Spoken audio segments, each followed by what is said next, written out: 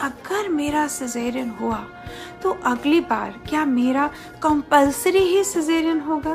क्या अगली बार अगर मैंने बच्चा पैदा करा, डिलीवरी हुई, तो क्या अनिवार्य है कि मेरा रिपीट सिजेरियन सेक्शन ही होना है? ये बात सच नहीं है। Vaginal birth after caesarean V back, यानी कि सिजेरियन होने के बाद भी वजाइनल बर्थ हो सकता है। 60% महिलाओं में वजाइनल बर्थ हो सकता है, पर अगर कोई ऐसा कारण है जिसकी वजह से आपको अगली बार भी सिजेरियन ही होना है तो वजाइनल डिलीवरी का ट्रायल ही नहीं दिया जाता।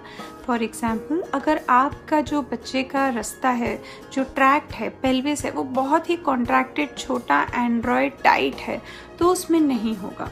यदि आपको कोई ऐसी दिल की बीमारी है जिसमें कि नॉर्मल डिलीवरी ट्राई ही नहीं होना है तो नहीं होगा। ऐसे परिस्थिति हो सकती है कि आपके अब की बार वजाइनल डिलीवरी नॉर्मल हुई है और अगली बार सिजेरियन करना पड़ रहा है, ऐसे भी हो सकता है।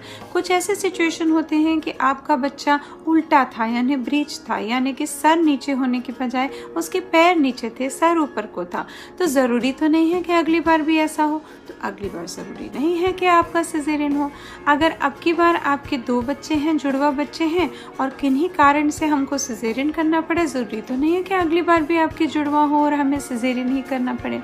कई बार क्या होता है कि जो प्लेसेंटा है, जो बच्चेदानी के अंदर जो ओलनाल है, वो ऐसी जगह पे जाके चिपकी है जिसमें सिजेरियन ही आपके हित में है, तो ज़रूरी तो नहीं है कि अगली बार भी ऐसा होगा।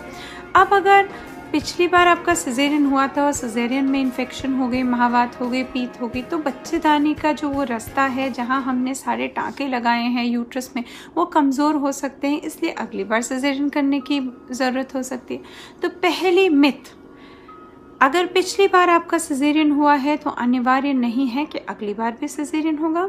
आपके पर्सनल कंडीशंस और सिचुएशंस को देखकर ये डिसाइड किया जा सकता है, और 60% चांस है कि अगर पिछली बार आपका सिजेरियन हुआ है तो अगली बार आपकी नॉर्मल डिलीवरी से डिलीवरी करी जाए, है ना? अच्छी खबर दी ना मैंने आपको।